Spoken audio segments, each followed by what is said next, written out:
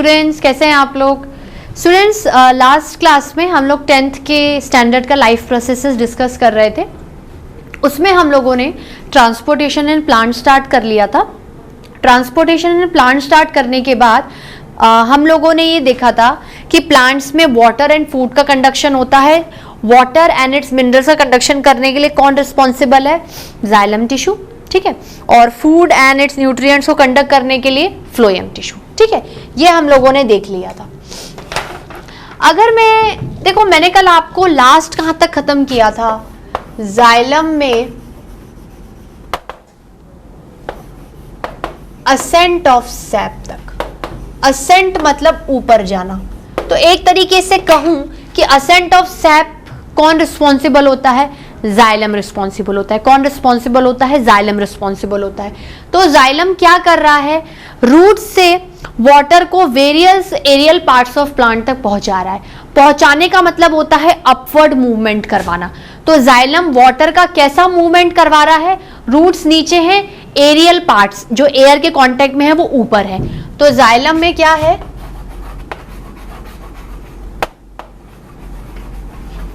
Water conduction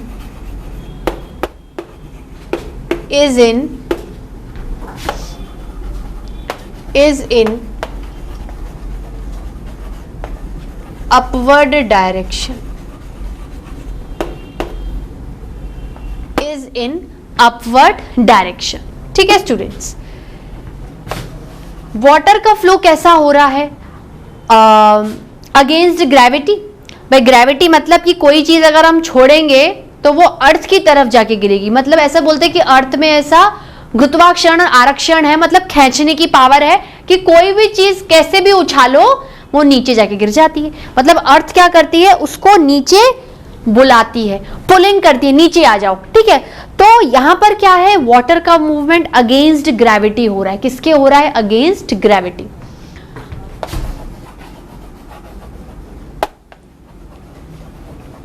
water movement against gravity. Water movement against gravity, ठीक है, against gravity, ठीक है। अब देखो क्या चीज ऐसा फैक्टर्स पैदा होते हैं या कौन से ऐसे फैक्टर रिस्पॉन्सिबल हैं जिसकी वजह से रूट्स जो अंडरग्राउंड वाटर लेती हैं सॉइल में से, वो मतलब क्या बोलते हैं कि मतलब कैसे बोलेंगे अपन उसको कि वो मजबूर हो जाते हैं कि नहीं, उन्हें ऊपर ही जाना है, ठीक है।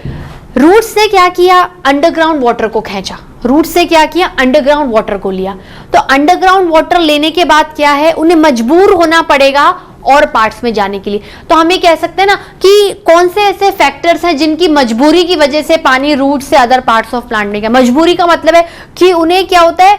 बहुत पुलिंग फोर्स लगाना पड़ेगा ऊपर जाने के लिए। अगेंस्ट ग्रेविटी जाना, नीचे थोड़ी आना है, पुलिंग फोर्स लगाना पड़ेगा। तो कॉमन मैन की लैंग्वेज में कौन से ऐसी मजबूरी है, कौन से ऐसे फैक्टर्स रिस्पॉन्सिबल हैं जो ये फोर्स पैदा करेंगे और रूट्स में जो पानी है वो वेरियस अदर एरियल पार्ट्स में ट्रांसपोर्ट हो जाएगा। तो क्या कह सकती हूं?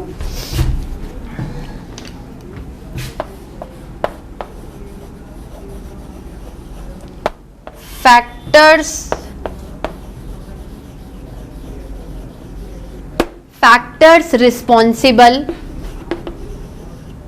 For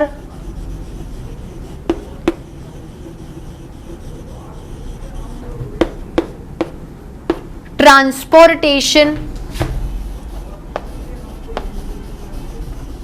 of water from roots to various other parts of plant, ठीक है। देखो यहां पर देखो, ये रूट्स है, यहां पर पानी है, और भी जैसे मिनरल्स ले लो,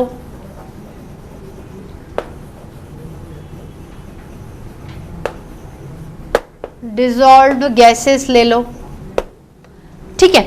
तो ये देखो, ये वेरियस अदर पार्ट्स है भाई, ये आपकी लीव्स हो गई, ये तना है, और भी बहुत सारी चीजें हैं, ठीक है।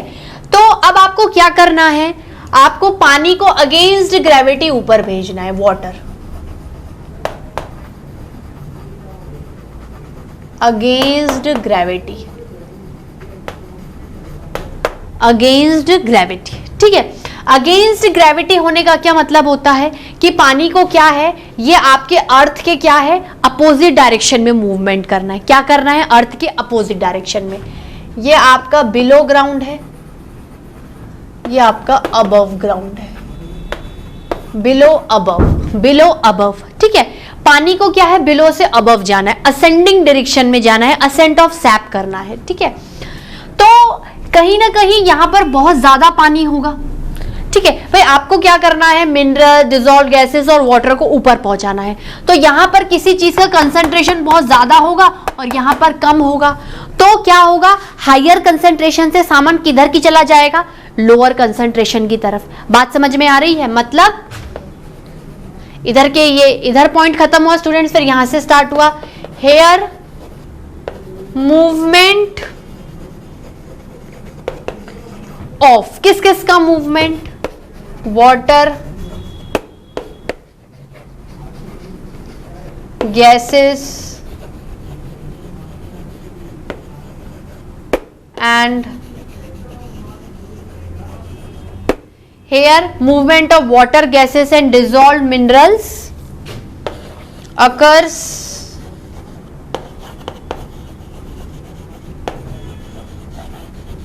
from region of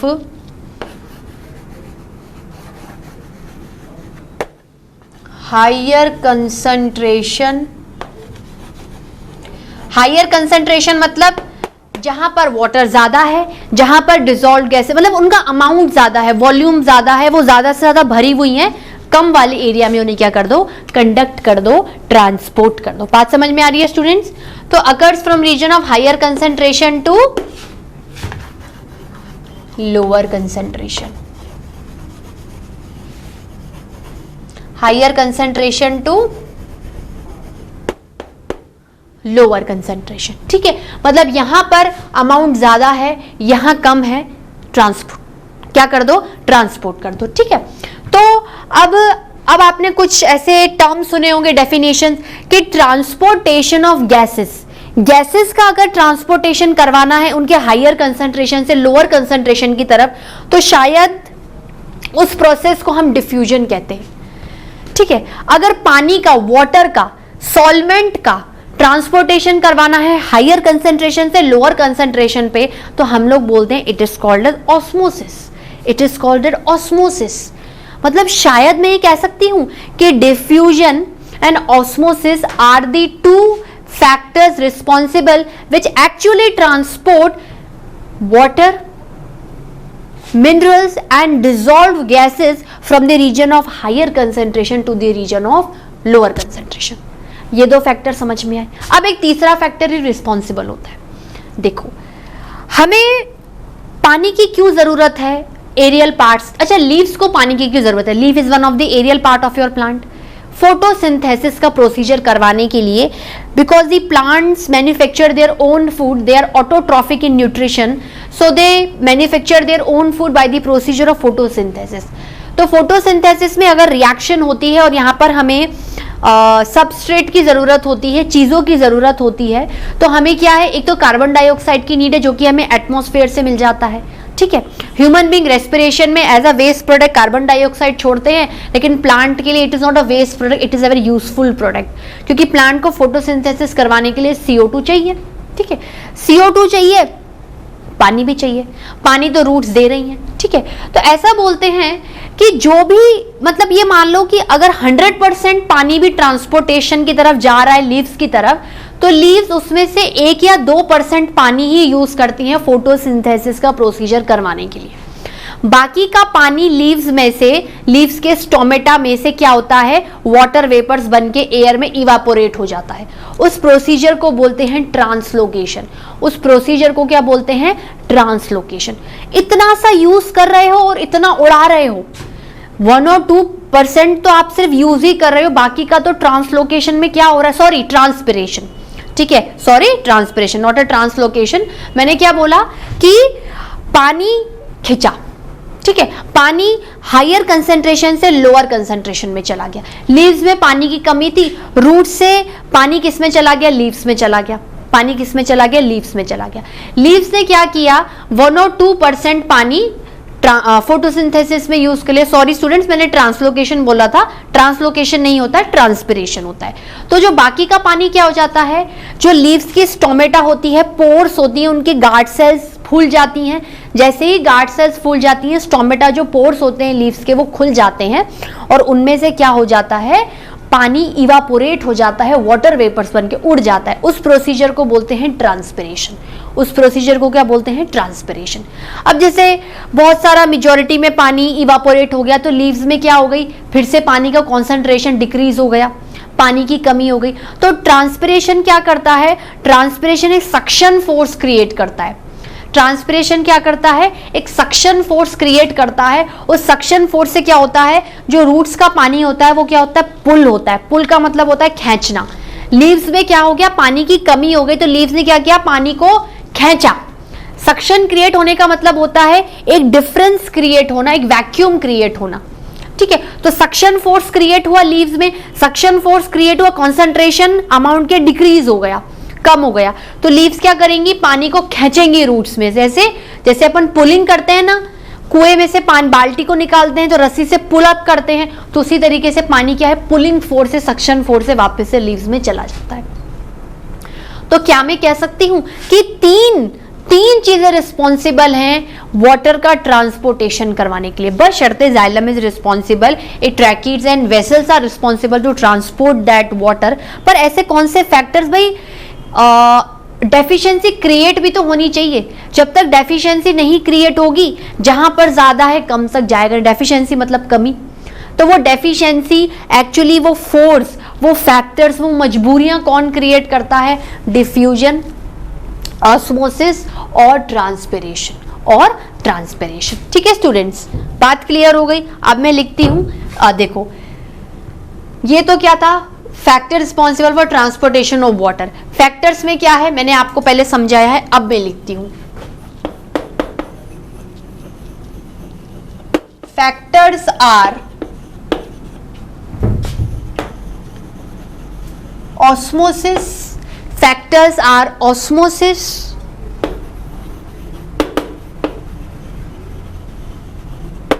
diffusion and transpiration, not translocation. मेरे गलती से मुंह से निकल गया होगा स्टूडेंट, ट्रांसलोकेशन ही, ट्रांसलोकेशन आगे आएगा, इट इज ट्रांसपिरेशन। ठीक है, इट इज ट्रांसपिरेशन। ठीक है, होता क्या है भाई, ये आपकी रूट्स है,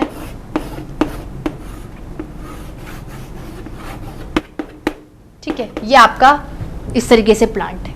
तो रूट्स में क्या है, ये सॉइल है, सॉइल में यू हैव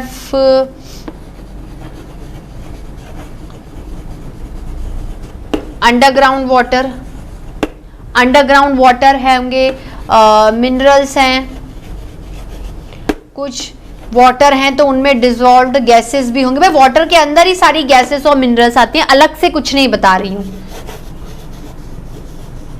ठीक है, तो अगर वाटर की यहां पर ज्यादा कंसंट्रेशन है और यहां पर कम है, तो पानी क्या है, रूट्स में चला गया, रूट्स में चला गया। ठीक है, किसके जरिए गया, ऑस्मोसिस के जरिए। अगर यहां पर गैसेस ज्यादा हैं, यहां कम है, तो किसके जरिए गया, डिफ्यूजन के जरिए, डिफ्यूजन के जरिए। ठीक है, उसके बाद क्या है, यहां पर कंसंट्रेशन कम था तो लीव्स में भी किसके थ्रू गया है, ऑस्मोसिस के जरिए। ठीक है, और अगर गैसेस की जरूरत है तो डिफ्यूजन के जरिए। तो असेंड हो रहा है, चीजों की असेंडिंग हो रही है, नीचे से देखो ऊपर जा रहा है। और डायरेक्शन कैसा है, बिल्कुल यूनी डायरेक्शनल। जाइलम जो भी वाटर, उसके अंदर के डिसॉल्व्ड गैसेस या फिर मिनरल्स को ट्रांसपोर्ट करता है, उसका क्या होता है, एक तो अपवर्ड मूवमेंट होता है और दूसरा यूनि डायरेक्शनल। ऐसा नहीं कि पहले लीव्स में गए, फिर लीव्स से पानी फिर से वापस से रूट्स में आ गया। No, the direction followed by xylem is never bidirectional, it is always unidirectional. हमेशा आपको नीचे से ऊपर ही जाना है, असेंडिंग डायरेक्शन में जाना है, अपवर्ड डायरेक्शन में जाना है और असेंट ऑफ सैप करवाना है। ठीक है स्टूडेंट्स, अब ये हो गया। अब देखो यहां पर लीव्स ने क्या करा, 1 to 2% वाटर तो क्या कर लिया, फोटोसिंथेसिस में यूज कर लिया। बाकी का बचा हुआ क्या था, उड़ गया, वाटर वेपर्स बन के क्या हो गया, उड़ गया। तो अब क्या हो गया, कमी आ गई, लीव्स में वापस से पानी की कमी आ गई। तो लीव्स ने क्या किया, एक सक्शन फोर्स लगाया। सक्शन फोर्स की वजह से पानी क्या हो गया, वापस से पुल हो गया, वापस से क्या हो गया, पुलिंग हो गई। ट्रांसपिरेशन की वजह से क्या हो गया, एक सक्शन फोर्स क्रिएट हुआ। ट्रांसपिरेशन मतलब लीव्स का पानी क्या है, स्टोमेटा के जरिए वाटर वेपर्स बन के उड़ गया। लीव्स में जो पानी आया है वो स्टोमेटा के जरिए एटमॉस्फेयर में उड़ गया वाटर वेपर्स की वजह से, क्योंकि सनलाइट आएगी, सनलाइट की वजह से क्या है, इवापोरेशन हो जाएगा पानी का।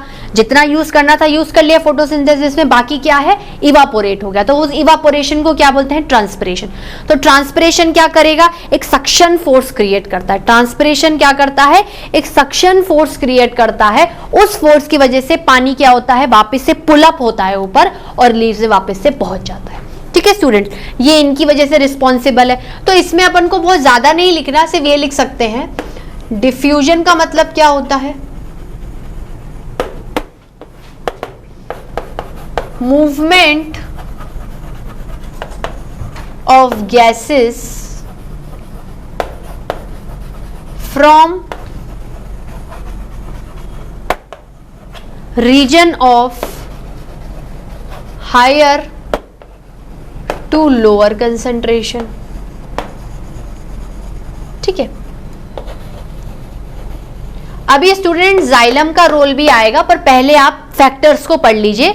अभी देखो हमने जाइलम का रोल कहां पढ़ा, मेन तो जाइलम का रोल है ना, बिना जाइलम के क्या कोई चीज ट्रांसपोर्ट हो सकती है। तो ये तो क्या था, मैंने आपको जनरल आइडिया दिया था, थोड़ा सा फैक्टर्स के बारे में पढ़ेंगे, उसके बाद जाइलम का रोल देखेंगे। ठीक है, ये तो डिफ्यूजन हो गया, फिर क्या आएगा, ऑस्मोसिस। स्टेप बाय स्टेप चलते हैं, diffusion, osmosis, transpiration, then xylem के बारे में पढ़ेंगे। ऑस्मोसिस का मतलब क्या होता है, movement of water from region of higher to lower concentration. ठीक है स्टूडेंट्स, जहां पर पानी का अमाउंट ज्यादा है, सॉल्वेंट ज्यादा है, वह सॉल्यूट कम होगा, और दूसरी जगह क्या हो जाएगा, उसका अपोजिट हो जाएगा, सॉल्यूट बढ़ जाएगा, सॉल्वेंट कम हो जाएगा। ठीक है स्टूडेंट्स, नोट डाउन करिए। स्टूडेंट्स नोट डाउन किया, चलिए ऑस्मोसिस डिफ्यूजन हो गया, अब ट्रांसपिरेशन से रिलेटेड पढ़ते हैं। दो फैक्टर्स रिस्पॉन्सिबल पढ़ लिए अपन ने।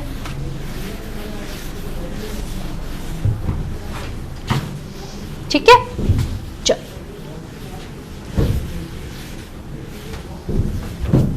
चलो तीसरा फैक्टर क्या है, तीसरा फैक्टर है transpiration.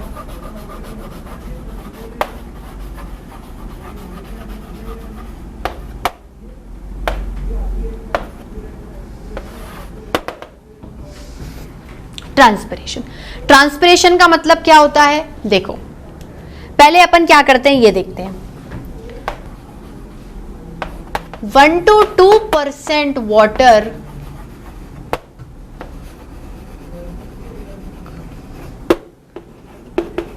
coming from roots, 1 to 2% water coming from roots are used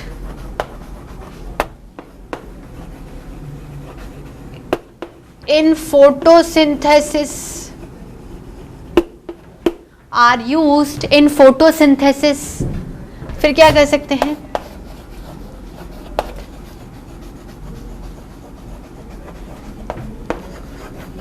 rest amount of water is evaporated, देखो 1 to 2% of water coming from roots are used in photosynthesis by leaves. leaves particularly mention कर लो, उससे आपको ज्यादा point clear हो जाएगा. उसके बाद अब जो बचा हुआ वाटर है, ठीक है, जितना भी परसेंटेज आप कंसीडर कर रहे हो, अभी हमें किसी परसेंट से मतलब नहीं है, तो जो रेस्ट अमाउंट ऑफ वाटर है वो क्या हो जाएगा, उड़ जाएगा. Is evaporated from the stomata of leaves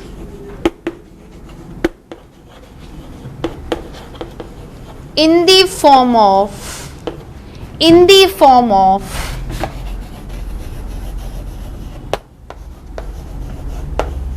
water vapors, in the form of water vapors. ठीक है, हुआ क्या, rest amount of water is evaporated from the stomata of leaves in the form of water vapours, called as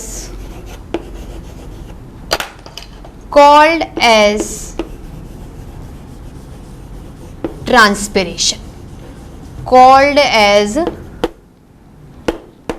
transpiration. अब होगा क्या, continuous transpiration होता जा रहा है, पानी उड़ता जा रहा है, यूज भी हो रहा है फोटोसिंथेसिस में, उड़ भी रहा है, यूज भी हो रहा है, उड़ भी रहा है, यूज भी हो रहा है, इवापोरेट भी हो रहा है. तो एक लिमिट बाद लीव्स में क्या हो जाएगा, फिर से डेफिशिएंसी क्रिएट हो जाएगी. तो ये डेफिशिएंसी क्या करेगी भाई, डेफिशिएंसी किसकी वजह से हो रही है, ट्रांसपिरेशन की वजह से हो रही है. तो ट्रांसपिरेशन क्या करेगा, पानी को बुलाएगा कि तुम पुल हो, मेरी तरफ आओ और मेरे पानी की डेफिशिएंसी को क्या करो, कवर अप करो. तो उसकी वजह से क्या, एक सक्शन का मतलब क्या होता है कि कोई एक ऐसा डेफिशिएंसी वाला फोर्स क्रिएट हुआ, वो फोर्स क्या है, चीजों को बुला रहा है. सक्शन क्रिएट होना, सक्शन मतलब एक डिफरेंस क्रिएट होना, उस डिफरेंस की वजह से क्या है, सामानों का ट्रांसपोर्टेशन होगा. सामान क्या है, वाटर, ठीक है, ट्रांसपोर्ट कौन करवाएगा, जाइलम करवाएगा. उसका रोल अभी आएगा, अभी तो हम फैक्टर्स के बारे में पढ़ रहे हैं. ठीक है, so transpiration later on develop a suction force, which creates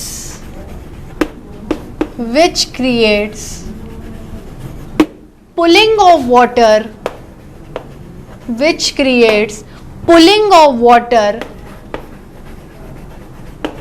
from roots to the leaves in the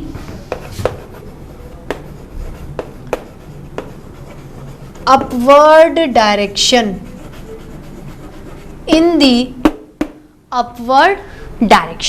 ठीक है, तो इसको क्या बोलते हैं, इसको बोलते हैं ट्रांसपिरेशन पुल.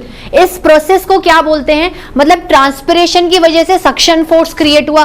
वो फोर्स ने क्या किया, फोर्स का मतलब होता है कि दम लगाना. उस फोर्स की वजह से क्या हुआ, पानी क्या हो गया, ऊपर खिंच गया, पुल हो गया. तो उस पुल को क्या बोलेंगे, ट्रांसपिरेशन पुल. ठीक है,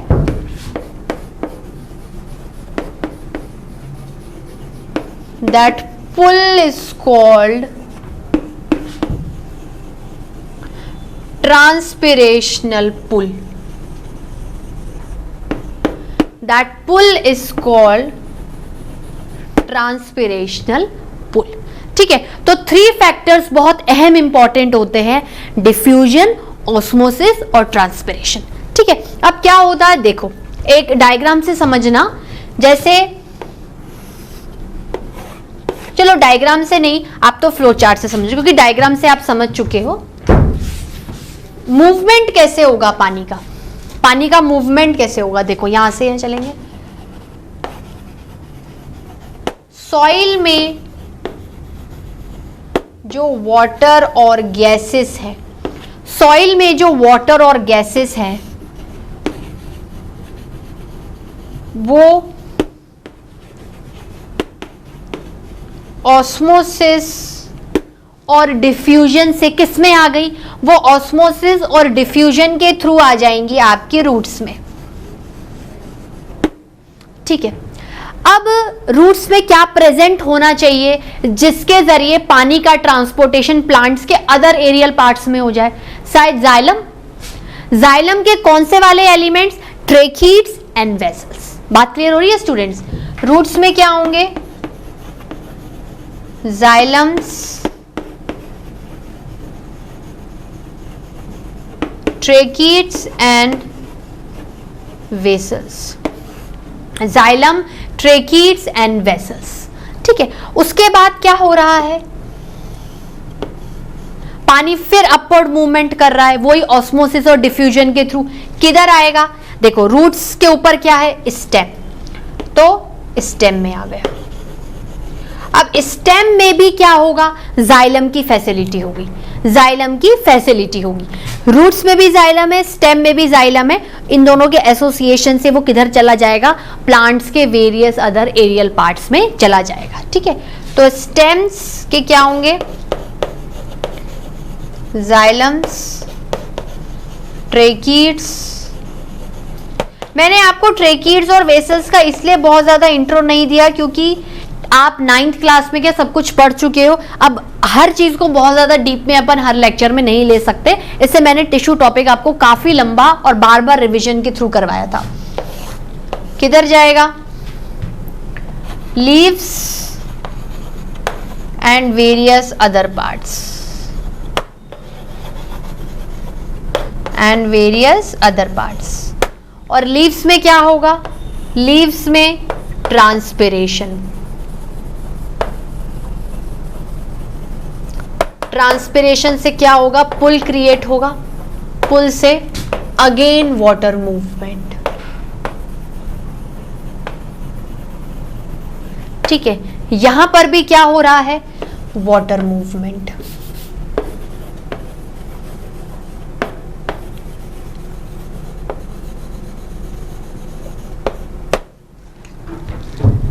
ठीक है स्टूडेंट्स, बात क्लियर हुई? तो आज का लेक्चर मैं यहीं ओवर करती हूँ। 2 मिनट का क्विक समरी ले लेते हैं। आज हम लोगों ने क्या किया? आज हम लोगों ने जाइलम के असेंट ऑफ सैप जो कि लास्ट लेक्चर में छोड़ा था उसको कंटिन्यू किया है। उसको कंटिन्यू करने के साथ साथ असेंट ऑफ सैप के बाद हम लोगों ने एक्चुअल पढ़ा कि कौन से फैक्टर रिस्पॉन्सिबल होते हैं पानी को ऊपर ले जाने में।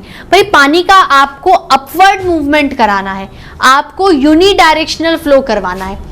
ठीक है, तो यूनिडायरेक्शनल फ्लो करवाने के लिए, एक ही डायरेक्शन में करवाने के लिए कोई फैक्टर रिस्पॉन्सिबल होंगे। हमने कहा ऑस्मोसिस, हमने कहा डिफ्यूजन, हमने कहा ट्रांसपिरेशन जिसकी वजह से ट्रांसपिरेशनल पुल क्रिएट हुआ। ये सारे फैक्टर रिस्पॉन्सिबल हुए। उन फैक्टर रिस्पॉन्सिबल के साथ ये आपके जाइलम टिश्यू भी क्या है? रिस्पॉन्सिबल है। तो पानी का ट्रांसपोर्टेशन कहाँ हो रहा है? सॉइल से, रूट से, देन अदर एरियल पार्ट्स। तो ये जो ट्रांसपोर्टेशन है इसके लिए तो डिफ्यूजन और ऑस्मोसिस रिस्पॉन्सिबल है। और लीव्स में अगर लीव्स को वापस से पानी को बुलाना है तो ट्रांसपिरेशनल पुल। ट्रांसपिरेशनल पुल एक सक्शन क्रिएट होता है जो कि दम लगाता है, फोर्स क्रिएट करता है कि पानी को ऊपर लाओ, पानी को क्या करो? ऊपर लाओ। ठीक है, तो ले देके हम लोगों ने क्या किया था? एक चीज मैंने क्या था, वो ट्रांसलोकेशन बोल गई थी। ट्रांसलोकेशन नहीं है, वो ट्रांसमिशन। नहीं, आपको अभी तक तो आपको क्लियर हो गया होगा। तो इसी के साथ हम लोग क्या करते हैं? ट्रांसपोर्टेशन इन प्लांट्स में वाटर और उसके मिनरल्स का ट्रांसपोर्टेशन कवर अप हो गया है। कवर अप होने के साथ साथ हम लोगों ने जाइलम टिश्यू को भी रिवाइज कर लिया था। अब बचा क्या है? ट्रांसपोर्टेशन इन प्लांट्स में सिर्फ और सिर्फ फूड का ट्रांसपोर्टेशन, और उस फूड के ट्रांसपोर्टेशन को बोलते हैं ट्रांसलोकेशन। उसको क्या बोलते हैं? ट्रांसलोकेशन, जो कि हम अगली क्लास में पढ़ेंगे। तो यही मेथड को फॉलो करना है। उधर वाटर था, इधर फूड आ जाएगा, उधर जाइलम था, इधर फ्लोएम आ जाएगा। ठीक है, तो फ्लोएम को थोड़ा डीप में डिस्कस करेंगे और उसके बाद एक चार्ट बनाकर जाइलम और फ्लोएम के क्या करेंगे? हम डिफरेंसेस को पढ़ेंगे। क्या पढ़ेंगे स्टूडेंट? डिफरेंसेस को।